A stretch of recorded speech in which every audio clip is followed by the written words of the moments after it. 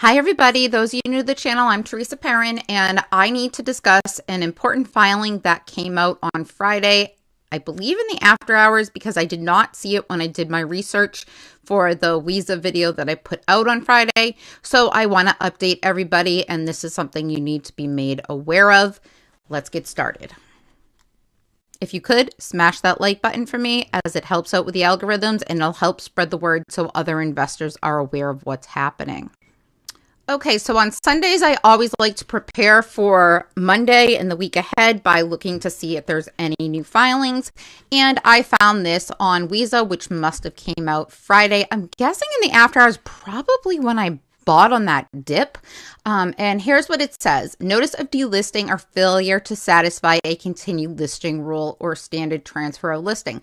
Now, if you first just read the first paragraph, you're thinking that this is likely referring to the fact that it is not maintaining its minimum bid price under $1. And it says that they have until June 20th, 2023 to regain compliance. Now I'm questioning my head. Did I just read this, think that's what it is and overlook it?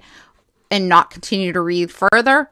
Whatever the case may be, I read further today. And there's something that you all need to be made aware of. Now, Goldman Sachs made a huge purchase on WISA, which we're going to get into after this with the exact number because I had a lot of comments asking about it. So I will update you on that as well. So that goes into my mind when I'm hearing this. So just think for 1 second and put the whole picture together.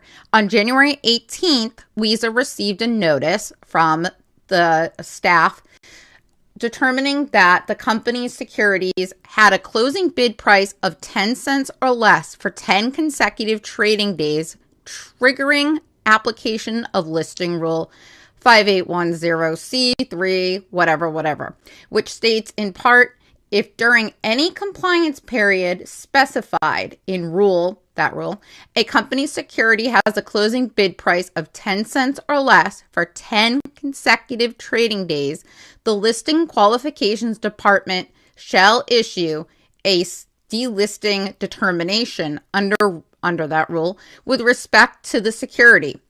As a result, the staff determined to delist the company's securities from NASDAQ unless the company timely requests an appeal of the staff's determination to a hearings panel pursuant to the procedures set forth in the NASDAQ listing rules, 5800 series.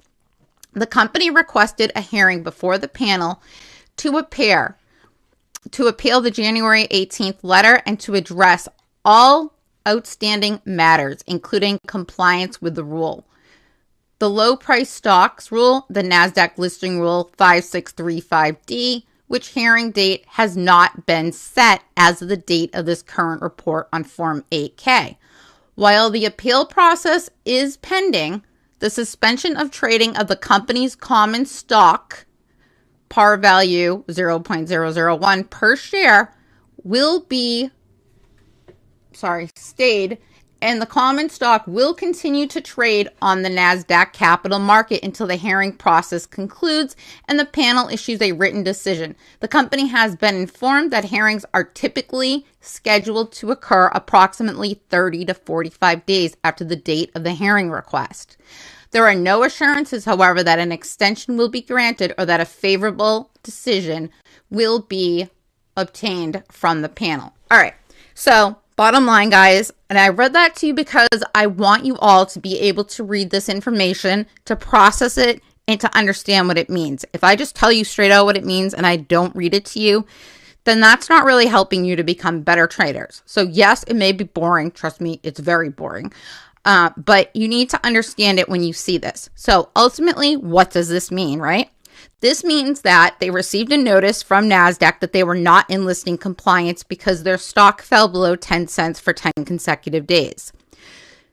The company is able to appeal that delisting notice, just like when they fall below minimum bid price of $1, and present their case. Now, given the fact that Goldman Sachs made a big purchase, it seems to me that they think that the price is going to go up, and knowing that this appeal came, or obviously they're smart enough to expect it because they know that it was under 10 cents for 10 days, right?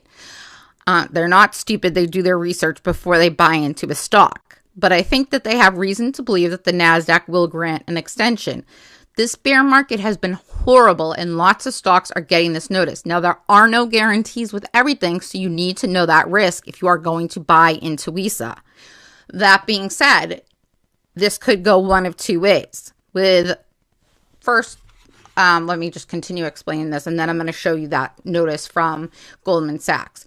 So this could go one of two ways, because the NASDAQ can either choose to give them an extension, as long as I would like to see that they have to hold their bid price above 10 cents. Otherwise, it's probably going to be a tough battle to fight. So if you see it going below, then you have to question what's going to happen here. But as long as they can bring that bid price up, they are more than likely going to get an extension. However, there is a risk that they do not, and they're making it very clear on this notice, and I'm making it very clear to all of you, because if you're choosing to invest in it, you need to know your risk. Now, what happens if they don't extend it? It's simple. They get delisted from the NASDAQ and they go to the OTC. So that is the risk in this stock right now, and I want you to all be fully aware of that. That being said, we also saw this Form 3 that was filed from Goldman Sachs affiliate, and they purchased 9,146,446 shares. Do you think Goldman Sachs is going to invest in over 9 million shares if their expectation is of this stock getting delisted? Personally, I don't, but who knows? Anything could happen. But I have to weigh the risk versus the reward. Again, like I stated to everybody here, I have a small position in here. It is under $500, so it's a risk, right? I can either do very well with it, or I can get taken down and go to OTC. However, that being the case, the fact that this is trading in pennies anyways, the risk is how much lower can it really go? They have basically shorted this stock to oblivion. Now, want my personal opinion on this Goldman Sachs play? All right. I think that either Goldman themselves or an affiliate or another firm that they probably are buddy-buddy with shorted the crap out of WISA technology. They rode it on the way down, and now they're going to ride it on the way back up. And I wouldn't be surprised if you start to see other firms buying into it because they think the same exact thing. Now, I believe that these hedge funds are very manipulative. If anybody knows the CEO of WISA, I highly, highly recommend you reach out to them and or has contact for them and suggest that they join this war on naked shorts, because it's very clear to me in the couple days I've been filing it that they are likely under attack. And they've shorted them down to the point where they have multiple delisting notice.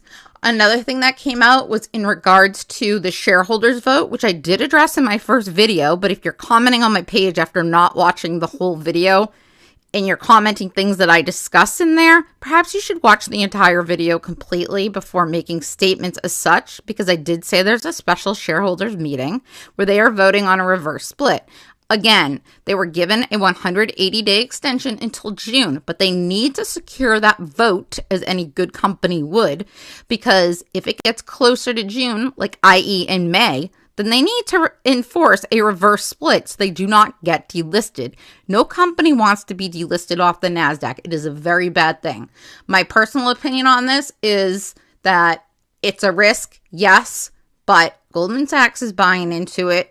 Do you honestly think that the company is going to be delisted from the NASDAQ? And that's only a choice that you can make. If you think it is and you think it's going to do poorly in OTC, which I don't believe that it'll get delisted, but I think that there's a 10% chance that it could. So that's what I got for you in this video. That's a decision you have to make. I just wanted to update you on this listing. Thank you.